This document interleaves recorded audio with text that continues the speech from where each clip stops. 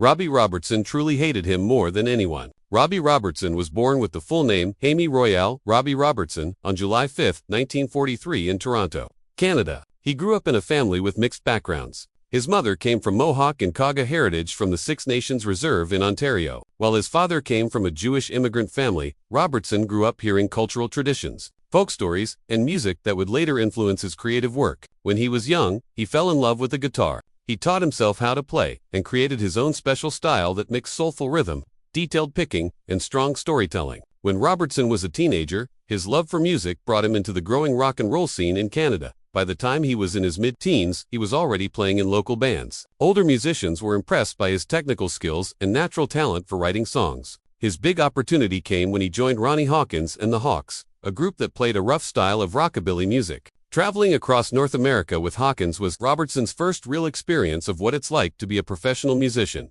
He not only got better at performing on stage, but also started building lifelong friendships with his bandmates Levon Helm, Rick Danko, Richard Manuel, and G. Hudson. These friendships would become super important when the Hawks eventually left Hawkins to create their own group, which later became known simply as the band. The band's rise to fame in the late 1960s was a major moment in rock history. With Robertson as the main songwriter and lead guitarist, the group changed what rock music could sound like. Their first album in 1968, called Music from Big Pink, was recorded in a house in upstate New York. It was completely different from anything people had heard before. It was based on Americana, folk, country, and blues music. It moved away from the psychedelic trends that were popular at the time and brought in a rustic, down-to-earth sound that inspired tons of artists. Songs like The Weight and Chest Fever became instant hits, loved for their timeless quality and deep lyrics. As the creative leader behind most of the band's music, Robertson wrote songs that captured what American life was all about. Even though he was Canadian, his lyrics painted pictures of the rural South,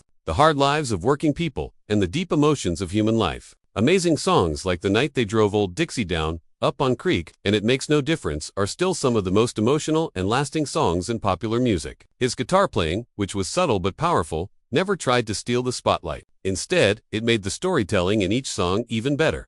Besides his songwriting, Robertson was really important in shaping the band's look and direction. He often spoke for the group, helping them deal with the craziness of fame and the pressure of the music industry. The band's work with Bob Dylan during Dylan's controversial Electric Tour from 1965 to 1966 made their reputation even stronger. Robertson and the group stayed loyal to Dylan as he got booed by crowds who didn't like that he switched from folk to rock music. This showed how strong they were and how committed they were to their artistic vision. The band's career reached its peak with their legendary goodbye concert, The Last Waltz, on Thanksgiving Day in 1976 at the Winterland Ballroom in San Francisco. The concert was mostly organized by Robertson's vision and directed by Martin Scorsese. It brought together a bunch of rock and folk legends, including Dylan, Joni Mitchell, Neil Young, Eric Clapton, and Van Morrison. The movie that came from it, also called The Last Waltz, is still considered one of the greatest concert films ever made. It forever captured Robertson's idea of music as both a community experience and a piece of history. After the band ended, Robertson started a successful solo career,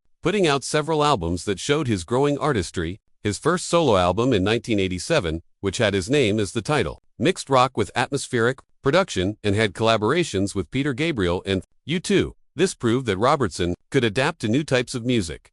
His later albums, More and More, reflected his indigenous background. Albums like Contact from the Underworld of Red Boy in 1998 included native voices, chants, and themes that connected traditional culture with modern sounds. Besides his music, Robertson built a long and successful partnership with filmmaker Martin Scorsese, creating scores or contributing to many movie soundtracks, including Raging Bull, The King of Comedy, Casino, Gangs of New York, The Wolf of Wall Street, and The Irishman. His natural understanding of how music could make storytelling on screen better made him one of the most respected people in film music. Robertson also wrote books about his life, especially Testimony in 2016. In it, he talked about his journey through music, fame, and cultural discovery. The book, full of warmth, humor, and honesty, gave fans a close-up look at the man behind the songs. From his childhood influences to the complicated relationships in the band and his continuing creative work.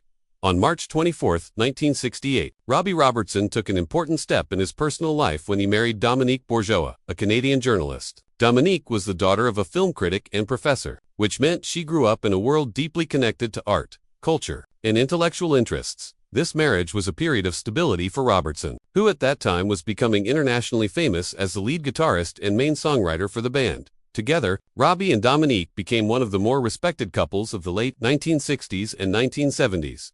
They dealt with the pressure of fame, the demands of a constant touring schedule, and the artistic lifestyle that often put stress on relationships. Dominique, with her own career as a journalist, brought a sense of balance and intellectual friendship to Robbie's life. She kept him grounded during years that could have easily been taken over by the chaos of the rock and roll world. Even though they had a strong connection, the marriage wasn't free from problems. In 1977, during a time of tension and uncertainty in their relationship, Dominique filed for divorce. This happened around the same time Robbie was making the huge decision to end the band's era of touring, which led to the legendary concert film, The Last Waltz.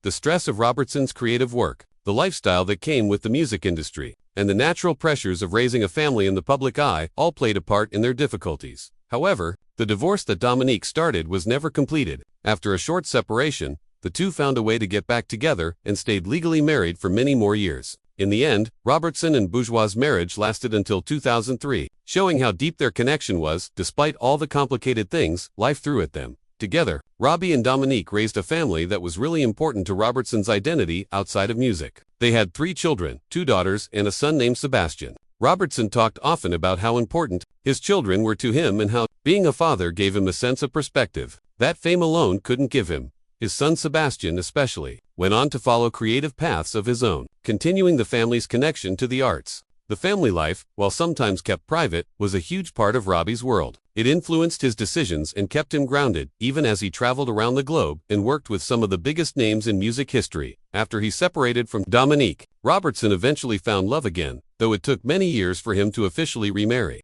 On March 12, 2023, just months before he died, Robertson married his longtime girlfriend of 4 years, Janet Zook. She was a Canadian entrepreneur and restaurateur who is widely respected in her field.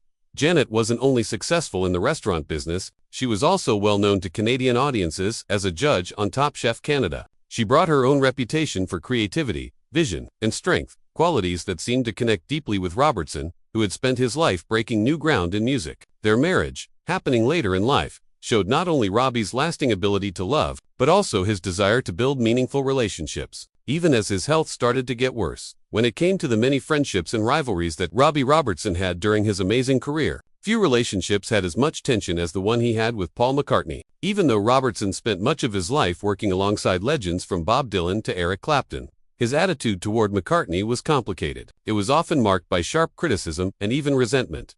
What made this dynamic so interesting was the way Robertson, who was usually respectful of his peers, seemed to save some of his harshest comments and deepest frustrations for McCartney. Robertson, who grew up in Toronto before making his way into the American music scene, admired the Beatles as much as anyone else in the 1960s, but, as he often shared in private conversations and interviews, he felt that Paul McCartney was the one member of the group who annoyed him. Paul always struck me as someone who had to be the center of attention no matter what, Robertson once said, describing him as overly polished and constantly controlling. For Robertson, who took pride in being authentic and raw in music, McCartney's carefully created image and melodic pop style seemed almost fake. This dislike got stronger when Robertson became part of Bob Dylan's circle. The band had been pushed into the spotlight as Dylan's backing group during his controversial electric tours, and Robertson